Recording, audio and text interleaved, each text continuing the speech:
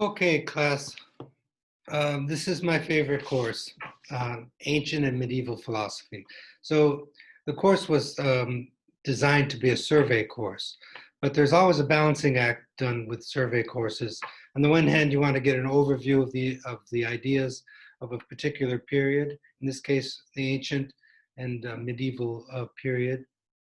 And at the same time, you don't want it to be a smorgasbord where you're going to like one of those buffets and tasting all the food, and then it just becomes like all mixed together into a big uh, mess. So I'm trying to balance that. Um, I actually took my time and wrote like 48 pages on ancient Greek philosophy, on the beginnings of ancient Greek philosophy. I feel real strong about the ancient world.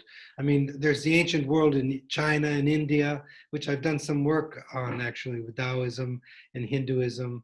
Um, but I decided to focus this course on ancient Western philosophy. And ancient Western philosophy is basically ancient Greek philosophy and the Roman period. Um, until Constantine, and then with the establishment of the Holy Roman Empire, then it becomes, in my mind, medieval philosophy. And I decided, since the Greeks were much more philosophical than the Romans were great in their own way, especially with statecraft, and they had um, their own great philosophers also, but nothing like the Greeks, and they learned everything from the Greeks. So I decided to focus on the Greek philosophy, and the book that I asked you to purchase for this class um, starts with Plato and Aristotle. So there's nothing on the pre-Socratics. So I decided to have you read a little book that Nietzsche wrote. Actually, he never published it, but was published posthumously. It's called Philosophy in the Tragic Age of the Greeks, and it was very helpful for me. And there's also the actual fragments of Heraclitus and Parmenides, who are two big giants from ancient Greek, from the pre-Socratic period. I, I posted those for you, so you have those. So that's basically the reading material. Nietzsche's little posthumous book, Philosophy in the Tragic Age of the Greeks, and those fragments that we have by Heraclitus and Parmenides. I also would like you to read my address in Samos, Greece, on Heraclitus, one of the great pre-Socratic thinkers. But like I was saying, I feel very strongly, and I have great admiration for the Greeks. In fact, my own experience with Greek philosophy was the closer I got to Greek philosophy and to the ancient Greek culture, the more in admiration I was. It was a truly remarkable time.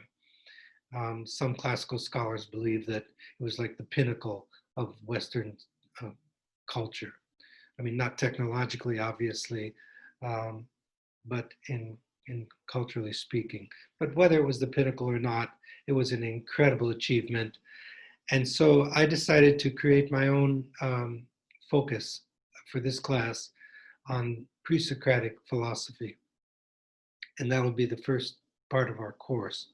So I actually wrote out like 48 pages, and I tried to make it somewhat original and at the same time informative for you. But the only thing you need to read is Philosophy in the Tragic Age of the Greeks by Nietzsche, and the actual fragments of Heraclitus and Parmenides, and perhaps my address in Samos, my first time to Greece. But I feel like I had some really good teachers and experiences with the Greeks. I was 7 times in Greece, and I remember my first year I taught at Walsh. We were done like May 3rd or whatever, and we didn't start up till like September. And I thought, oh my, I can go to like anywhere I want for like 4 months. And so I did. Not my first visit to Greece. I only stayed 3 weeks the first time, but after that, I liked it so much I would spend my whole summers in Greece. And at the end of the summer, there'd be this conference, and it was um, it was organized by this International Association for Greek Philosophy, which is one of the most prestigious organizations in Greek philosophy in the world. And scholars would come from all over the world. And so I was able to brush shoulders and make friends with some of the best scholars in Greek philosophy. And my best friend was Greek, who lives in Greece now. He was my teacher at Kent State. He taught there for 30 years. He knew ancient Greek. He was an extraordinary teacher. When I was at Penn State, I had some of the best Greek scholars in the world teaching Plato, Aristotle. So I was so lucky to have these incredible teachers. But I always try to be original. I found that the secret to doing good philosophy is to be scholarly and original at the same time. Because what is philosophy but discovering new ways of seeing reality? And that's one of the questions I wanted to raise at the beginning. So I'm going to actually just read my what I wrote. I'm not going to read lectures throughout the course for you. I'll speak impromptu. But in this case, I just wrote it down, and I have 48 pretty good pages, I think, on pre-Socratic philosophy. So I'm going to read it to you. If you do the reading in conjunction, I mean, you don't have to. I posted this for you on ECN, but you don't have to read it if you're listening to these lectures. But do read Nietzsche's little book and the fragments of Heraclitus and Parmenides.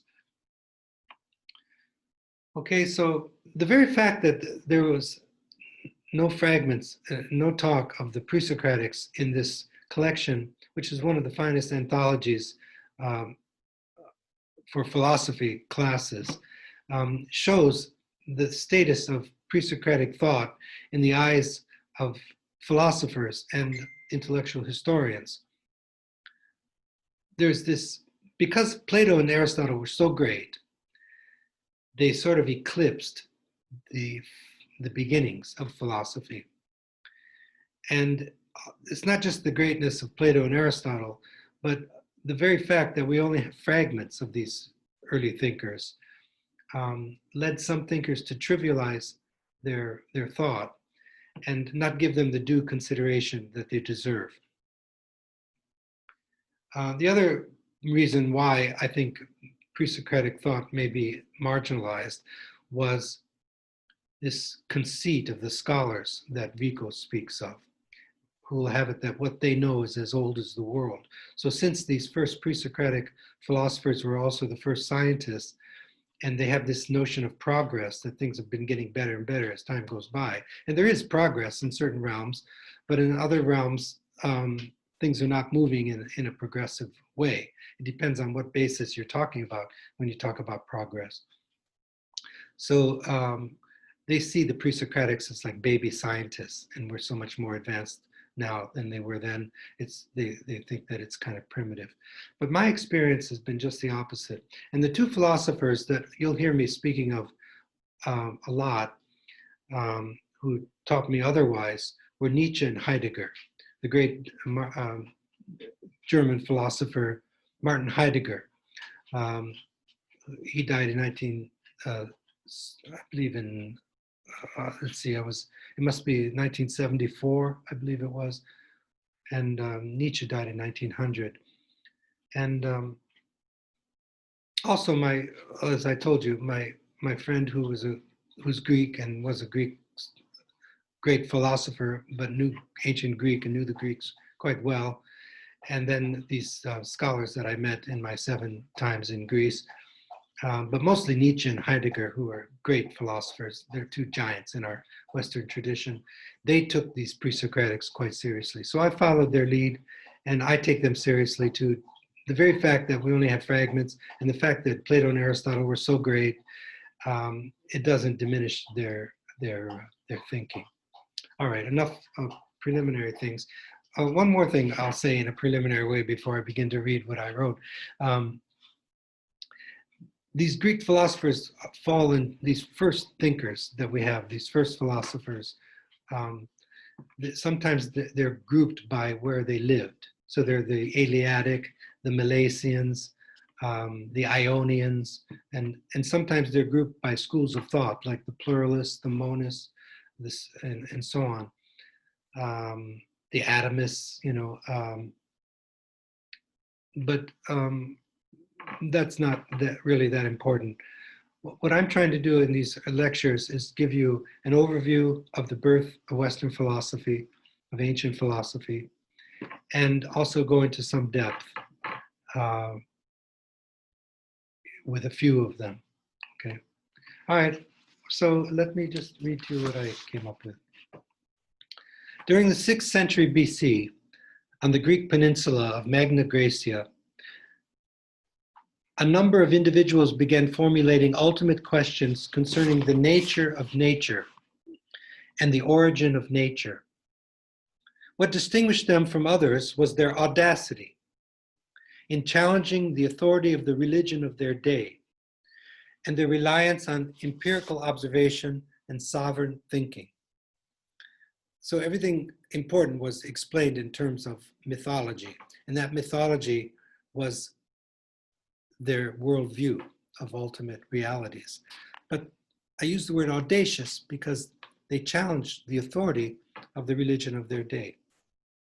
These individuals composed the first philosophical works of our Western tradition, each providing their own full account of the natural world and of the origin of nature. Because of their concern for the natural world, and now this Greek word is called phusis, P-H-U-S-I-S, and we translate that usually as nature, but we want to reconstruct the thinking of that word the way it was thought by the ancients, the early people. So phusis meant just, it didn't mean what we mean by nature now. It meant the coming forth of the natural world, the coming into being, the blossoming of the rose, not just the botanical name of the rose. Remember, this is before objectifying thinking became predominant in modern times. So this word is phusis, P-H-U-S-I-S. That's where we get our word physics, physical, physician, and so on. So since they were concerned with the natural world, with phusis, and the metaphysical ground of phusis, they were called physikoi by Plato and Aristotle, and that word stuck. It means those men concerned with phusis, with the natural world. Another name for, so these first philosophers are called the physikoi, or they're called pre-Socratic because so important was Socrates that everything before Socrates was called pre-Socratic. Nietzsche sometimes in this early book that we're going to look at, he called them pre-Platonic because he thinks that Socrates was part of the pre-Socratics, which sounds like a contradiction. But I mean, how can Socrates be pre-Socratic? But the conception of what it meant to be, to who Socrates was, Nietzsche thought that he belonged more to the pre-Socratics than to post-Socratic philosophy of Plato. But he'll change his position on that as he matures as a thinker.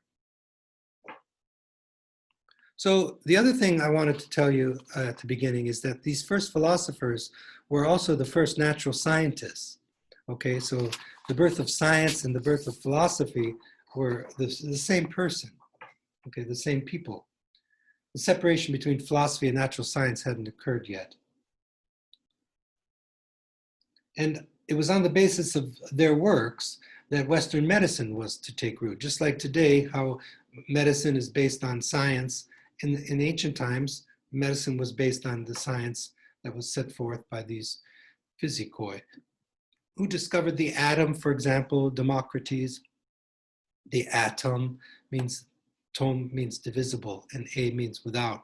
So they discovered these elements that can't be divided. And then in modern times, we divide the atom and create the atomic bomb, atomic energy. So what remains then, what are extant, as they say, are only fragments of these once completed works on natural philosophy. So it's the task of the philologist and the philosopher to collect, to piece together, and to make sense of these fragments. And then the great ones try to get inside of their thinking in more depth and piece it together. And I think Plato and Heidegger do a great job at that. So before we begin, I'd like to point out a great injustice that I find with respect to the value and significance of pre-Socratic philosophy as it's considered by later philosophy and natural science. Let me just read what I said, but I've already mentioned it already, but I'll just read it just to be complete to what I wrote. Another is the elaborate corpus of works we possess by Plato and Aristotle that seem to eclipse pre-Socratic thought. Add to this the conceit inherent in modern thought to judge everything by its own standards rather than meeting the unfamiliar in its own terms and all of its unfamiliarity. We try to look at everything unfamiliar and make it familiar, and then it just looks like it's all stepping stones to us who are much more progressed. But that's a conceit, I think. And Vico speaks of that conceit. It goes all the way back to Socrates, who thought conceit was a great disease of the mind. So pre-Socratic thought is everything but primitive. It's not like it all starts off in a very simple, primitive way. 2 + 2 is 4, and then we develop it, more and more complex forms. As soon as you take the first step into philosophy with these pre-Socratics, you're in the ocean. I mean, it's not like progressive in that regard. So as we progress, I hope my commentary will just dispel these injustices, and we'll meet the pre-Socratics on their own terms. So the first part of the course will be on pre-Socratic philosophy. Our aim is threefold. First, I'd like to identify certain commonalities among all the pre-Socratic thinkers, commonalities that pervade the whole of pre-Socratic thought. Secondly, we'll engage in a more in-depth examination of a select number of pre-Socratic thinkers using Nietzsche, Friedrich Nietzsche, and Martin Heidegger as our points of reference, because they've influenced me a lot. And they're like unique in being great philosophers that took pre-Socratic thought quite seriously and wrote extensively on that. And the other great philosophers have mentioned them. Aristotle mentions them a lot, actually, but later thought, people like Hegel and Kant, they mentioned the pre-Socratics, but never extensive books and essays by great thinkers on the pre-Socratics. So Nietzsche and Heidegger are different in that regard. And finally, I'd like to take a closer, in-depth look at the fragments of the two philosophers, two giants right at the beginning, Heraclitus and Parmenides. And it's my idea that these two philosophers sort of bifurcate the whole history of Western thought into two. And the road that we took as a people in the West was the Parmenidean road. And the Heraclitean road was not taken. It's the road less taken. Some philosophers did, like Nietzsche, and I'll show you my ideas on that, Bergson in modern times. And many philosophers like Plato and Aristotle, they incorporate ideas from Heraclitus. But the basis of their thought, the foundational principles, come from Parmenides. So that's the trajectory of my talks on the pre-Socratics. So I said at the outset that Western philosophy began with the pre-Socratics. In order to understand this birth of Western philosophy, it's important to place it into its larger context. This larger context is the cultural, historical context within which it first arose. Like all bodies of knowledge, historical knowledge presupposes a particular philosophy of history as its foundation. Sometimes we forget that when we read history. We forget that history itself has a history. And so we need, as a philosopher, I'm always looking to the grounds of a particular perspective. So there are these different philosophies of history, different assumptions about what is history. So we need first to consider what philosophy of history we're going to utilize as our point of departure. Now, there are numerous philosophies of history set forth by the great philosophers.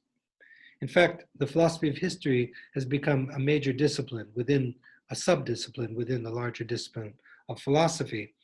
Among the most notable, in my estimation, and among other thinkers as well, is the philosophy of history of Immanuel Kant, of Hegel, of Karl Marx, of Nietzsche, of Heidegger, and in more contemporary times, Michel Foucault.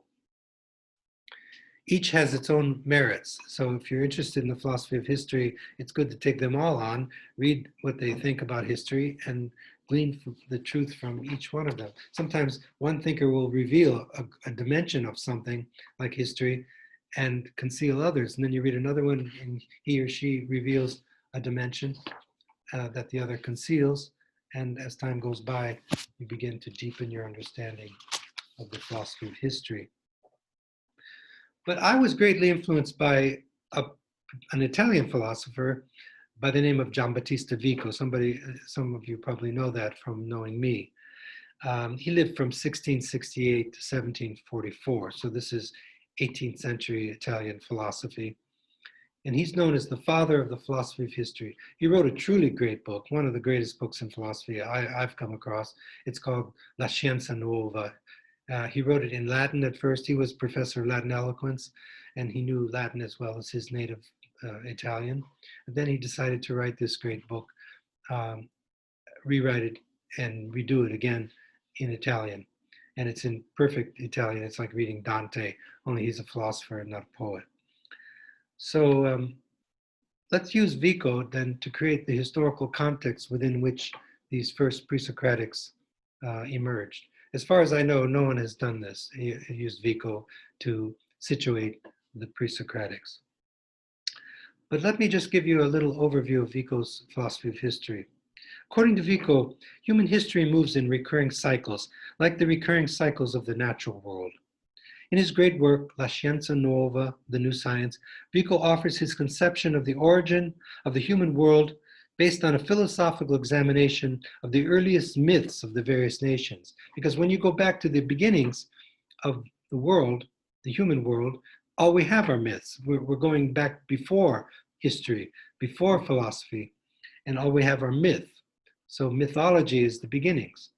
So we need principles of mythology, and Vico comes up with his own principles.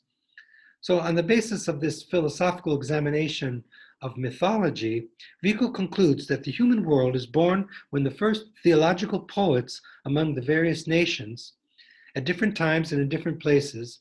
For Vico, the human world doesn't have a beginning at one place, like somewhere in Africa, and then it's spread throughout the world. It has beginnings in different places at different times and different places. The stages of development are the same, but the beginning times and places are not the same place and time. It's called,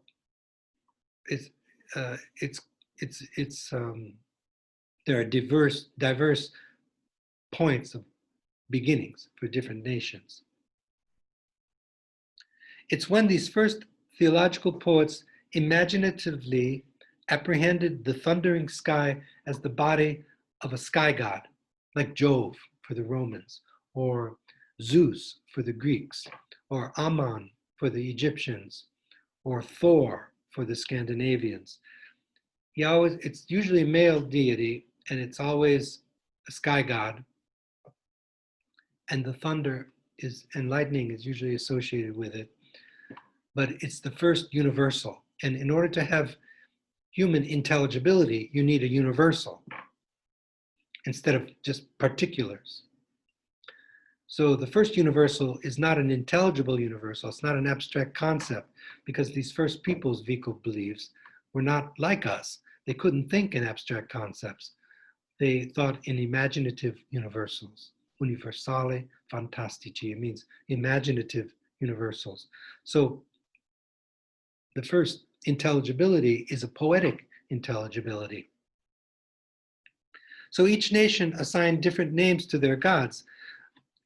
And when Vico wants to speak about all the sky gods, instead of naming all the different names that the different nations named, he just uses the Roman one. Since he's Italian himself, Latin is his specialty, so he uses Jove.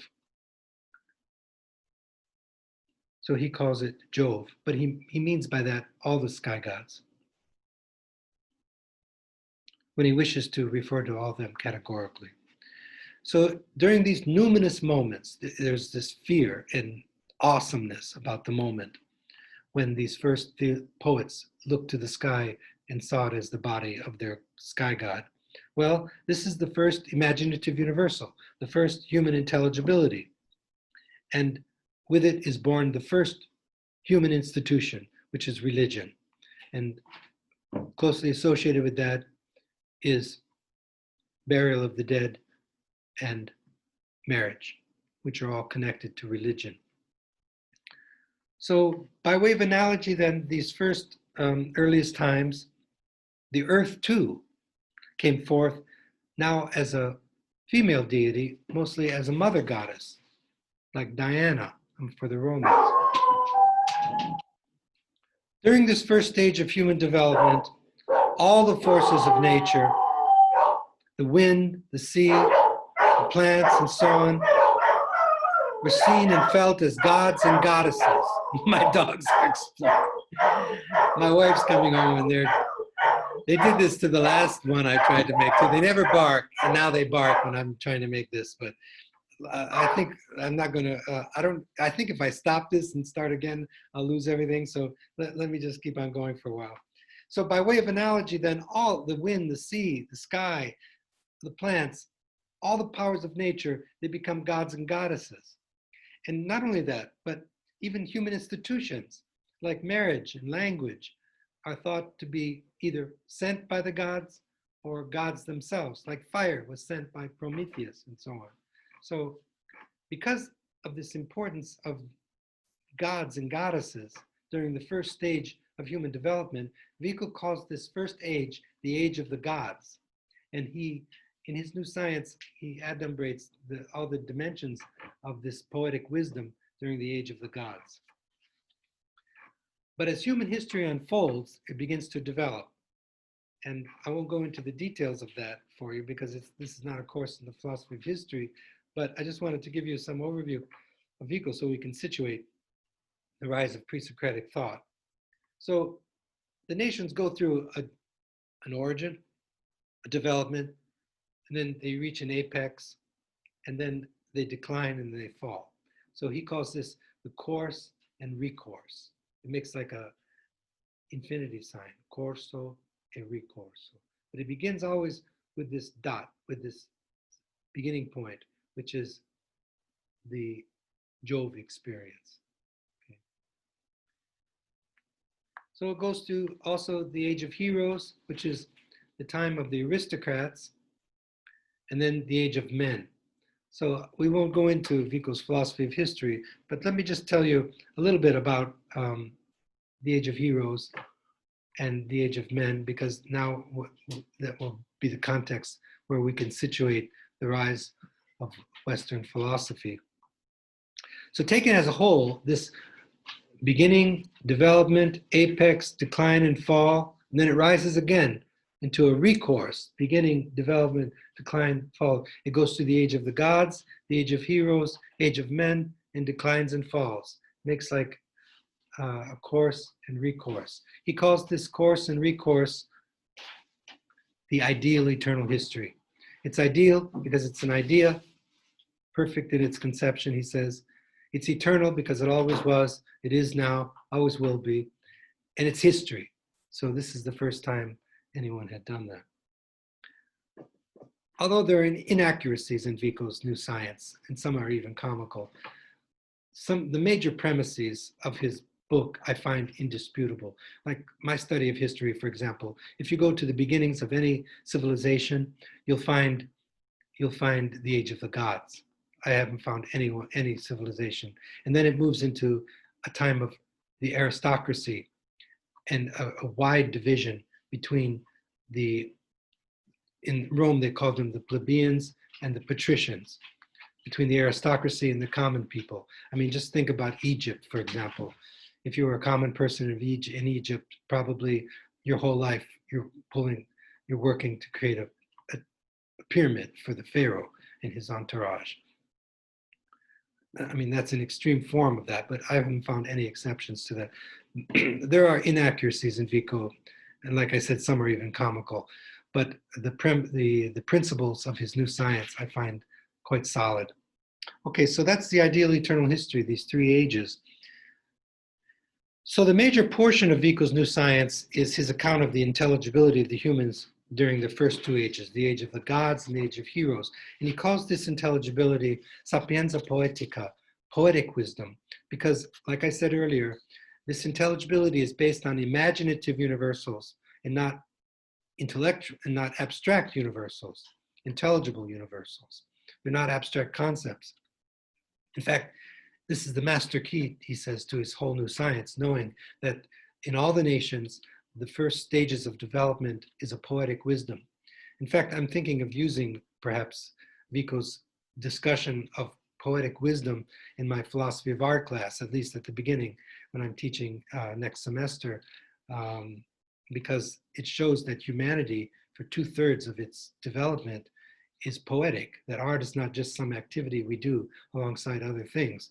It's like the very cultural activity of humanity during the first 2/3 of its development. One poet, Shelley, said that the poet is the unexamined, how does he say it? The poet is the unacknowledged legislator of the world. But Shelley had never read Vico, and so I'm always thinking that I would like to start with Shelley. I mean, his essay was on how Plato banished the poets from his ideal state, but the poets are really the unacknowledged legislators of the world. But Vico shows in his own way how that's the case.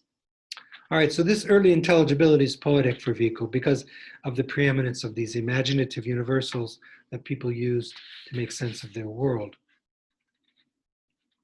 Vico's account of the mythical intelligibility pervading the nations during their early stages of development is based on this philosophical examination of the philologies, the philological certainties of the mythology of the various peoples of the world. And he goes through the Romans, the Greeks, the Romans and Greeks mostly, but also the Egyptians, the Phoenicians, the Babylonians, and he goes through many different peoples, but mostly the Greeks and Romans, even the American Indians, who they just discovered at that time were in America and Central America and South America, who inhabited the earth through time.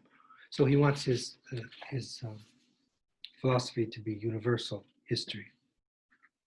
So a full account of Vico's philosophy of history is beyond our scope of our remarks here, but and nor is it necessary to point out Vico's own mention of the pre-Socratics, which he does in his New Science, within his vision of the ideal eternal history. It's enough from what I've said to historically situate the origin of Western philosophy right at the cusp, that is the turning point, between the Greek age of heroes, that's the time of Homer, and like 7th century BC, all the way back to the beginnings of the Greek world. Normally, like when I was in Greece, when I would go to museums, sometimes museums are set up like the big museum in Athens. They're set up chronologically, and they have artifacts from like the earliest peoples. And usually it's the Mycenaeans and the Minoans. And they have artifacts reaching back like 1600 BC, 1800 BC, and then so everything from like 7th century BC back to the beginnings, that's called the Archaic period, okay? So this is the time of the rise of Greek philosophy. Right at the cusp between the Greek age of heroes, which is the time of Homer all the way back, and the Greek age of men. So let me just talk about that a little bit, because I think this is a good way of putting our finger on the birth of Western philosophy.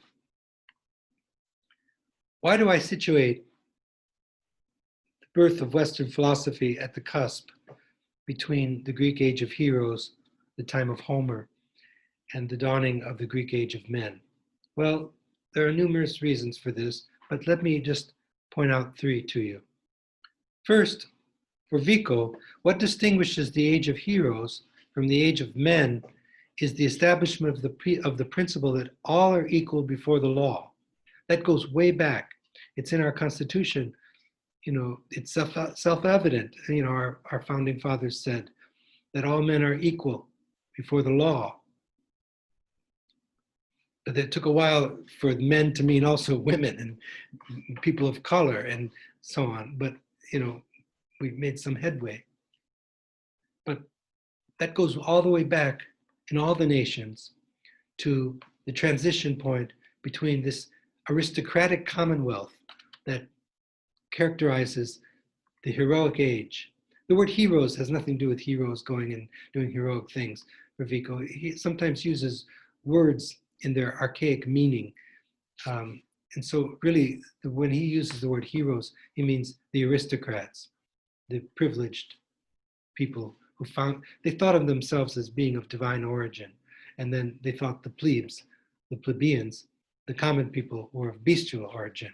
And so there's this pathos of distance. This is a strong theme in Nietzsche too, by the way, that corroborates Vico. And also any study of history, even people who've written history books who know nothing of Vico and Nietzsche, and you'll see this discrepancy at the early stage between the aristocrats and it's sometimes it's a like the Bolshevik revolution in Russia. It's a bloody revolution. Sometimes if people are a little more civilized and legal, then there's no blood, there's no revolution, just slowly laws are being passed. And like in Rome, slowly laws are being passed, and then it's accepted that all are equal before the law, that nobody's above the law. And then you move from a king, and a monarch to some form of popular commonwealth, either democracy or some form of republic. So this is the transition, the demarcating point between the heroic age. When it's established that all are equal before the law, either by bloody revolution or by legal means, then the whole age changes. It turns into the age of men. During the age of heroes, as I said, only the aristocracy were among the privileged who thought of themselves alone to be of divine origin, as opposed to the plebes, the plebeians, that they thought were of bestial origin. And Vico gives reasons for that, which we don't have to go into. So, for example, one of the earliest physicoi, Thales, this is the first fragment we have. It's not really a fragment by Thales. It's somebody quoting somebody who's quoting Thales, who was one of the 7 sages. It says, "Know thyself." And this dictum became very important for Western philosophy, later inscribed at the Temple of Apollo in Delphi, which I saw in my first visit to Greece in ancient letters, Greek letters, "Know thyself." This dictum was later inscribed, as I said, at the Temple of Apollo at Delphi. Implied in this is that with self-knowledge, humankind will realize that all are equal before the law. So Thales was the first that we know of to have said this. Know thyself. What did he mean? If you know yourself, you know you have reason, and you know everyone who's human has reason. So we're all equal insofar as we're all made the same. We have reason. It's what distinguishes our species. We all possess reason. And so we're all equal before the law.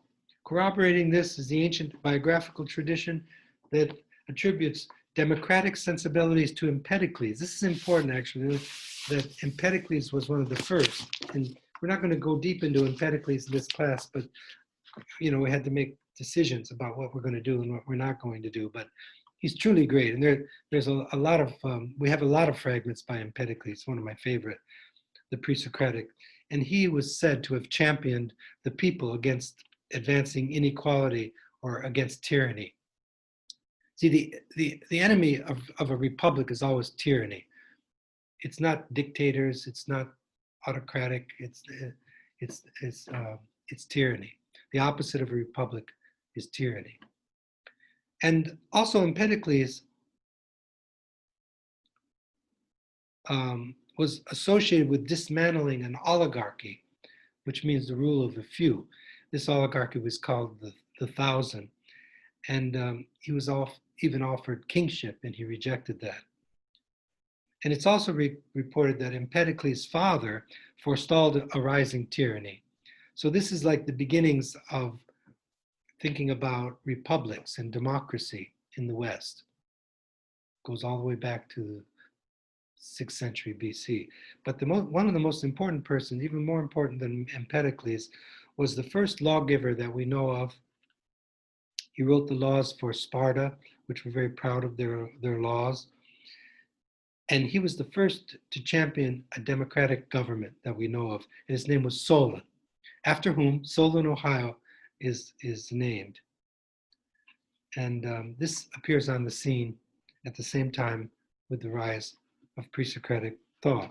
So that's one reason I situate it there. Another reason for situating the rise of philosophy with the transition from the age of heroes to the age of men is the fact that these physikoi, these first philosophers, were the first to use intelligible universals. I mentioned that already, as opposed to imaginative universals. So one is a poetic thinking, that's the mythical thinking of the theological poets, of the epic poets like Homer, or the theological poets like Hesiod during that time. But with these pre-Socratics, they start using abstract concepts. Now they still used metaphors, like Empedocles, although he spoke of the four elements. There are only four elements, and there's the earth, the sky, air, water, and fire. But there's the harmony of the four. That harmony he calls Aphrodite. But he doesn't mean by Aphrodite what the poets meant by Aphrodite. In the stories about Aphrodite, he didn't believe in them in Aphrodite as some deity in the sky living on Mount Olympus somewhere. He thought of it as the harmony that holds together the four elements. So now these metaphors and similes are being used to express philosophical concepts. So now they're starting to speak in intelligible universals, the way philosophers have spoken ever since. And the way I haven't used one metaphor yet in speaking. Nobody hardly uses a metaphor or a simile. But Vico is saying that during the earlier times, like if you go back to the Middle Ages, my wife loves the medieval times. And I noticed that, see, that for Vico, that's the recourse of the heroic age. And when it comes around again, the age of the gods, age of heroes in Europe, that's the European Middle Ages. The Middle Ages, you'll see again this preeminence of the imaginative universals, stained glass windows, teaching us, instead of using abstract concepts, you'll see this plethora of imaginative universals recurring again. But this is not the recourse, this is the course, the first course around. So now they're starting to speak in intelligible universals, abstract concepts. So we find the most abstruse and far-reaching ideas and speculations articulated by the physikoi in abstract concepts. To be sure, we do find use of metaphor and simile, as I just said, in the writings of the physikoi, but they're just that, metaphor and simile. They're not original disclosures. See, during the medieval times, or during this time I'm speaking of, before the philosophers in Greece, they were not metaphors or simile. They were actually disclosures of how things are.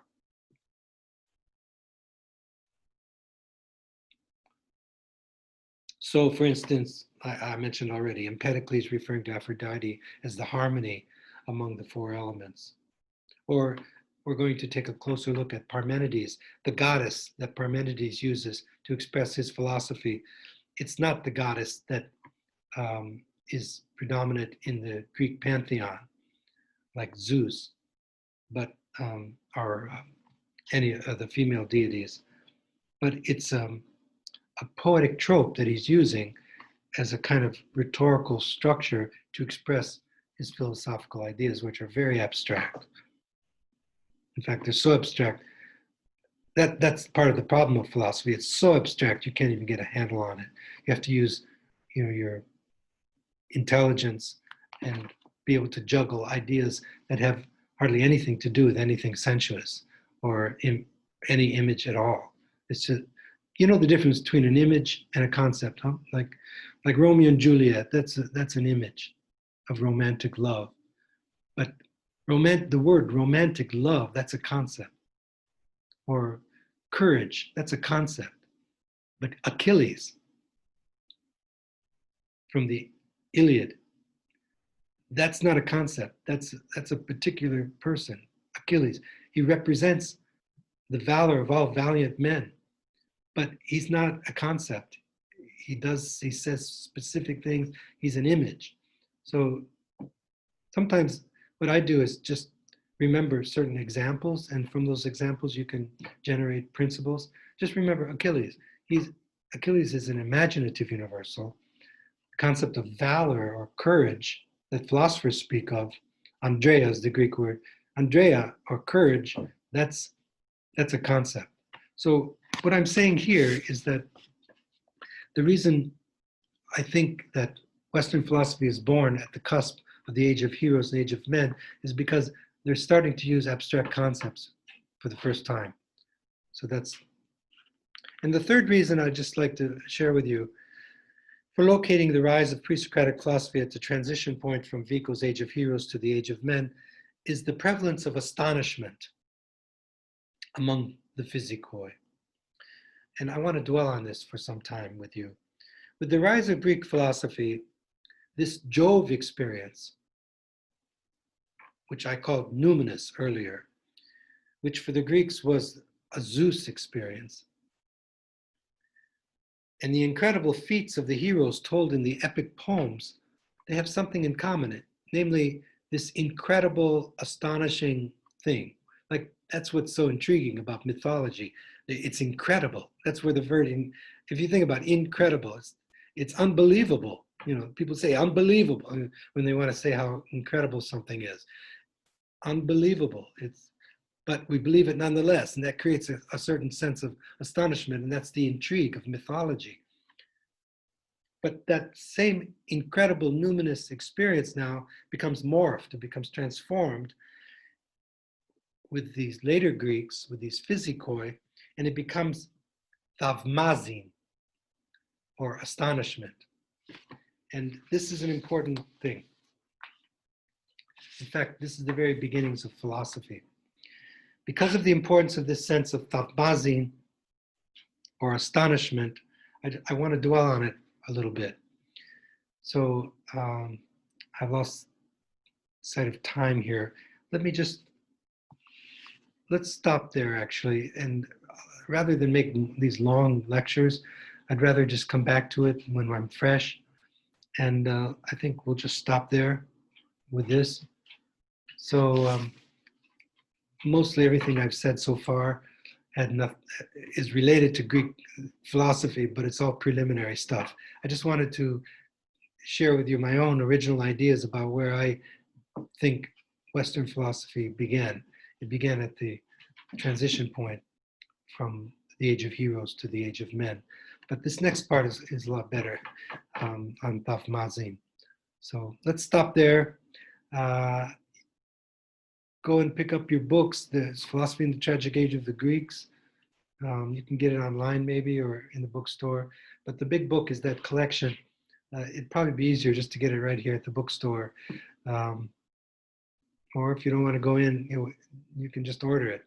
And I put it on the syllabus. So the other thing is, when I publish this, I'm going to put it on YouTube now, and then I'll put the link. Instead of under resources, I'm going to put it under assignments. It doesn't like it. It won't let me put it on resources. So it'll be on assignments. And then I'm going to give you my telephone number, and I'm going to allow you just to call me at any reasonable time. Ask me anything. And if you want to FaceTime, we can even do that. But I'm not going to have any Zoom meetings because we couldn't come up with a time. Actually, there's other legal things where you can't record Zoom meetings because people then are being recorded and so on and so forth. And I just don't want to get involved in all that. So I'll just talk with you one-on-one. And you're welcome to talk with each other however you want to about this class. But I'll try to compensate for the fact that we're not meeting face-to-face with just drawing from all that I know about ancient and medieval philosophy and giving you my best. And I'm trying to be original and at the same time informative. So you won't have any gaps in your understanding of the ancient Greek and medieval world philosophy. Okay, so I think tomorrow I'll just continue and do part two of the birth of Western philosophy. All right. All right. Thank you.